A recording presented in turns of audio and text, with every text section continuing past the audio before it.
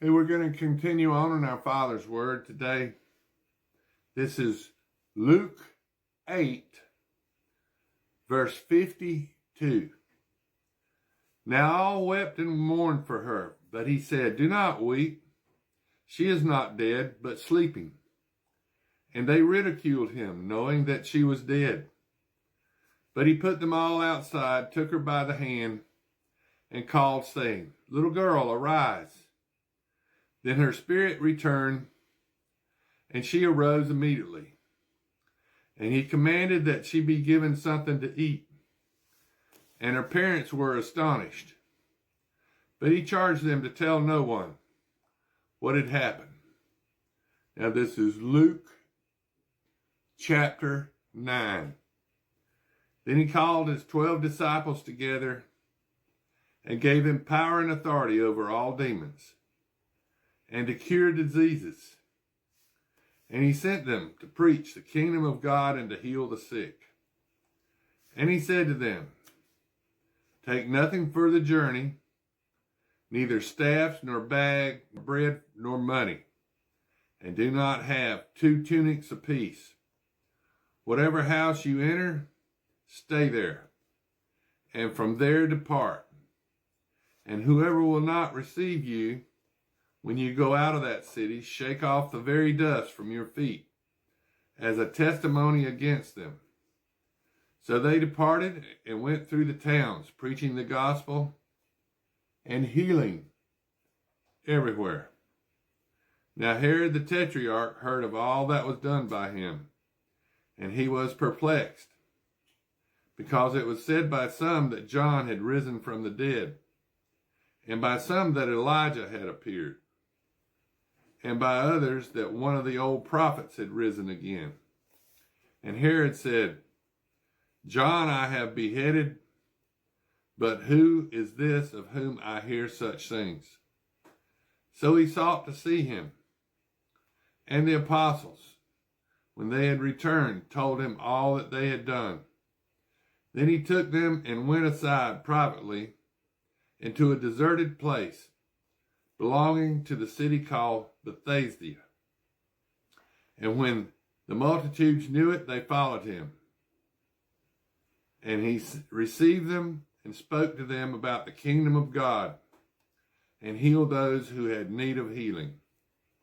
When the day began to wear away, the 12 came and said to him, "Send the multitude away, that they may go into the surrounding towns and country, and lodge and get provisions, for we are in a deserted place here."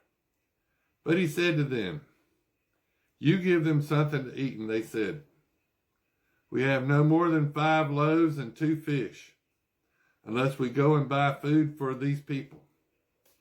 For there were about 5,000 men. Then he said to his disciples, "Make them sit down in groups of 50. And they did so, and made them all sit down. Then he took the 5 loaves and the 2 fish, and looking up into heaven, he blessed and broke it, and gave them to the disciples to set before the multitude. So they all ate, and were filled, and 12 baskets of the leftover fragments were taken up by them. And it happened, as he was alone praying, that his disciples joined him, and he asked them, saying, "Who did the crowd say that I am?" So they answered and said, "John the Baptist.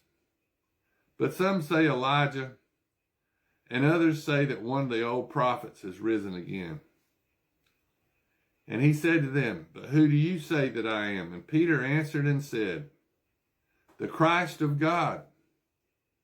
And he strictly warned and commanded them to tell this to no one, saying, "The Son of Man must suffer many things and be rejected by the elders and the chief priests and the scribes, and be killed, and be raised on the 3rd day."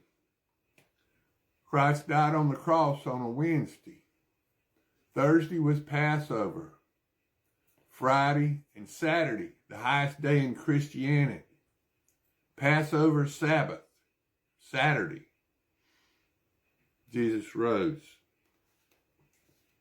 Then he said to them, if anyone desires to come after me, let him deny himself and take up his cross daily and follow me.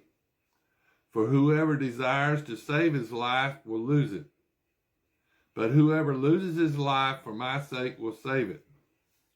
For what profit is it to a man if he gains the whole world and is himself destroyed or lost? For whoever is ashamed of me and my words, of him the Son of Man will be ashamed of when he comes in his own glory and in his Father's and of the holy angels.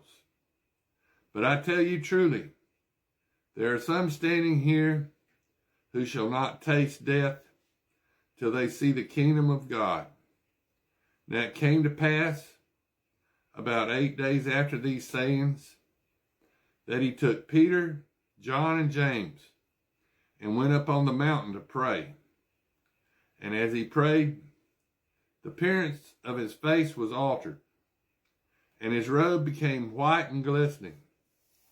And behold, 2 men talking with him, who were Moses and Elijah, who appeared in glory and spoke of his decrease, which he was about to accomplish at Jerusalem. But Peter and those with him were heavy with sleep. And when they were fully awake, they saw his glory and the 2 men who stood with him. Then it happened, as they were parting from him, that Peter said to Jesus, Master, is it good for us to be here?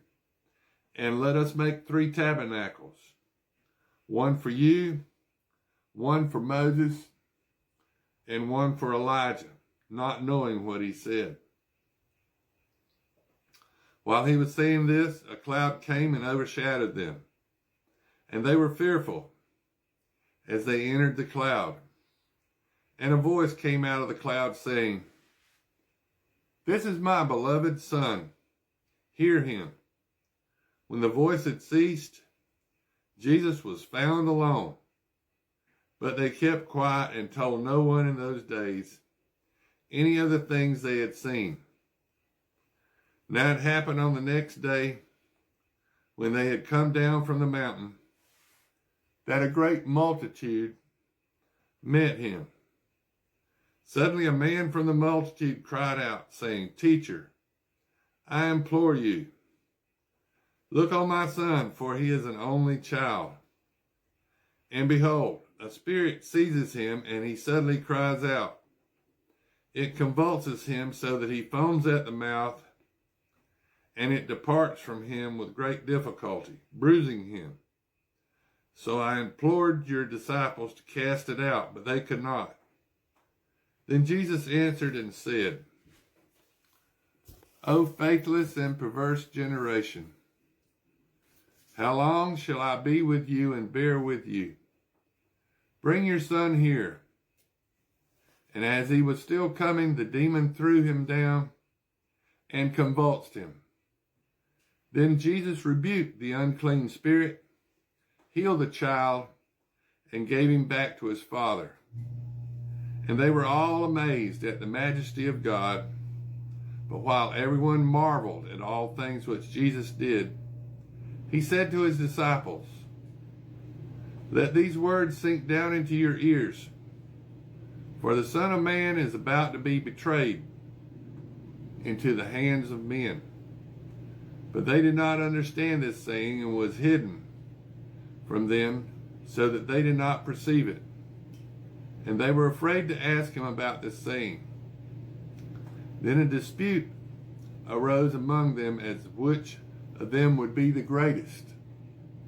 And Jesus, perceiving the thought of their heart, took a little child and set him by him, and said to them, Whoever receives this little child in my name receives me, and whoever receives me receives him who sent me. For he who is least among you all will be great. Now John answered and said,